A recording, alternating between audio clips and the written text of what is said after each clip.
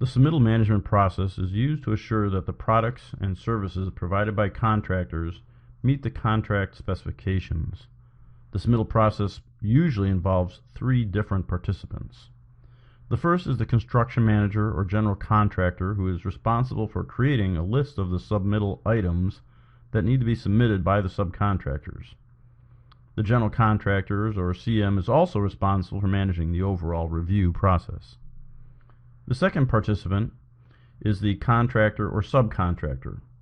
Each subcontractor must submit documentation verifying that the products and services that they are going to provide as part of their winning bid will meet the requirements of the contract specifications. The final participant is the architect or design team. The design team is responsible for reviewing each of the submittal items to assure that the information matches the requirements contained in the contract specification documents. Let's take a look at how this process works.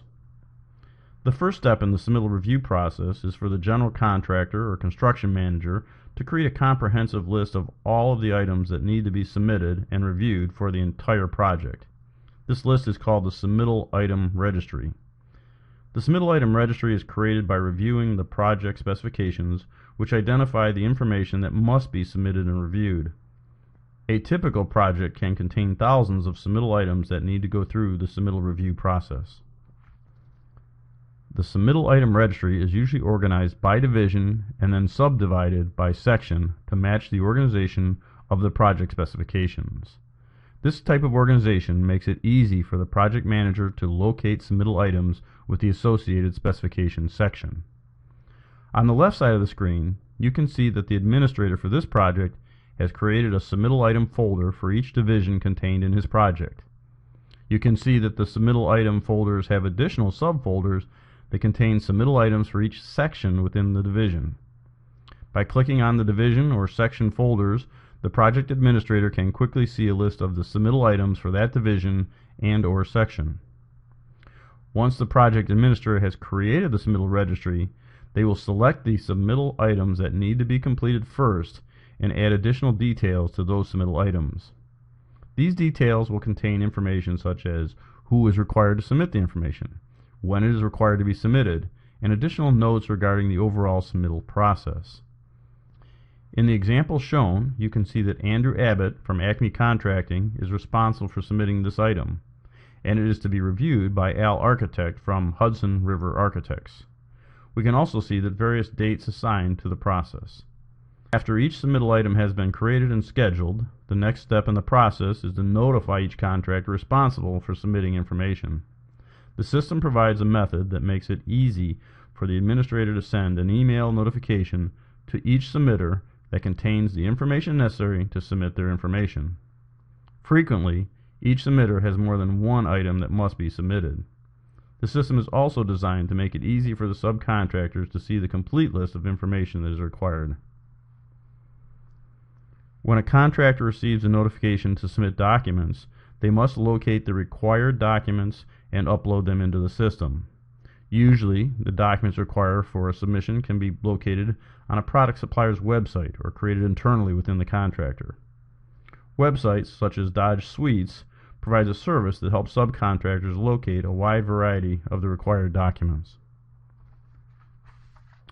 Once the contractor has located the required documents, they can simply select the file and upload it directly to the system for review. Once the file has been uploaded, the submitter can enter any comments and then press an upload button to complete the submission process. When the contractor presses the upload button, the information is automatically routed to the construction manager or general contractor for review to assure that the information is proper. The construction manager will conduct a simple overview of the submitted documents to make sure that they match what was requested. The construction manager or general contractor does not review the contents of the documents to verify that the information is correct. However, in many cases, the construction manager or general contractor will want to stamp or apply a cover page to the documents received that indicates that they conducted a review and the date and time that they were received from the contractor. To make this process more efficient and accurate, the system automatically creates a cover page with the current submittal information and attaches it to the submittal documents. Once the stamp and cover page process has been completed, the general contractor or construction manager will send a notification to the appropriate design team member so that they can begin to conduct their review. When the design team member receives a notification, they can quickly begin the review process. Typically, the design team member will download the submitted documentation and review the contents against the requirements spelled out in the specification documents. If necessary, the design team member will add markups or comments for any changes that are required. Much like the general contractor, the design team member is likely to apply a stamp to the reviewed documents that indicate the status of the review. Since this is a legally binding document, it is likely the design team member will want to apply the stamp to each and every page.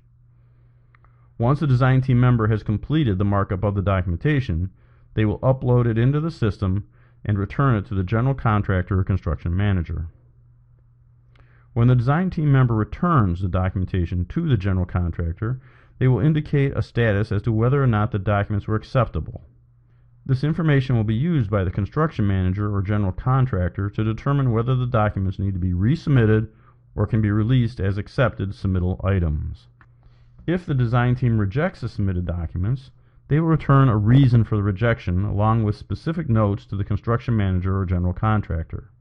The general contractor or construction manager can then review all of the information that has been returned from the design team to determine what the next step in the process should be.